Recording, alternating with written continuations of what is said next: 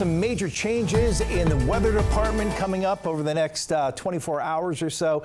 And then it's welcome relief. I was going to say one change is and one is like, hooray! Right, yes. And that first change, yes, thunderstorm activity out there tomorrow afternoon. Second change is the relief from all this heat and humidity we've been dealing with the last several days. Today, it was day 6 of our 90-degree-plus heat. So day 6 of our heat wave. We have one more hot and humid day, and that is tomorrow. But tomorrow also poses that threat for some flooding when we're talking about heavy rain with those thunderstorms sliding in into the afternoon tomorrow. Then you see that relief towards the end of the week. You're talking high temperatures, upper 70s, and then really nice weather for this upcoming weekend. The first full weekend of August looking really nice. We're not going to be tracking these temperatures this weekend, but tomorrow, still on the hotter side, we're still tracking those highs into those low 90s, but those feels like temperatures likely getting close to or right around 100 degrees again tomorrow. We start off under a mix of sun and clouds, and then by the time those thunderstorms roll around, at least the thunderstorms will provide some relief as those roll on in, but we do have that flood threat tomorrow. Flood watch.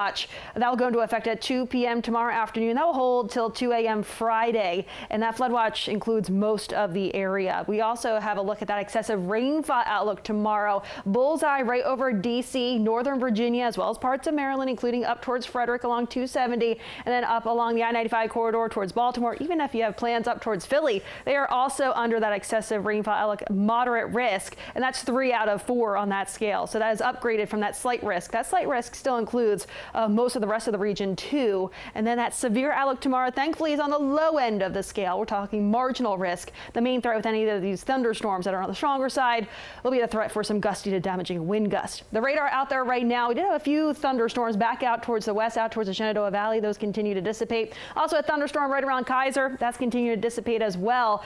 We'll be seeing a lot more activity on the map tomorrow afternoon and evening. And once this cold front continues to dive its way farther southward, that is a leading edge of the cooler or much more refreshing air that we'll see finally being filtered its way in as we look ahead towards Friday. But futurecast tomorrow noon, we're seeing a few of those clusters of storms starting to pop up. So again, especially north of 66, that's where you do want to be a bit more weather aware around that time. I'd say by 3 p.m. we still have those clusters of thunderstorms just north of D.C., right around the I-95 corridor between say 3 and 5 p.m. And we do have a lot of those deeper reds popping up, indicating that potential for torrential rainfall. So not only are we talking about that flash flood threat, but also if you are traveling, it's going to be tough to see. That visibility will be much lower when you're talking about these heavy pockets of rainfall sliding through. And they're still going to be sticking around quite isolated out there later on tomorrow night too, before eventually those should slide out. In terms of rainfall totals, some areas could receive anywhere between 1.5 inches to upwards of 3 inches of rainfall, but it does look like the bullseye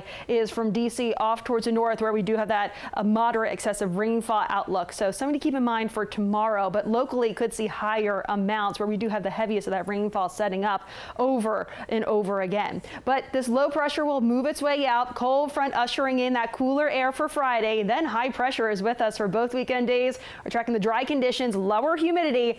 It's looking really nice for this upcoming weekend. We're talking lower 80s both weekend days, and with that low humidity too, it's going to be great to be outside, especially if you've been cooped up inside the last several days because of all this heat. Lower 80s to start off that next work week, and also starting off with dry conditions too, both Monday and Tuesday. All right, looks fantastic. Jack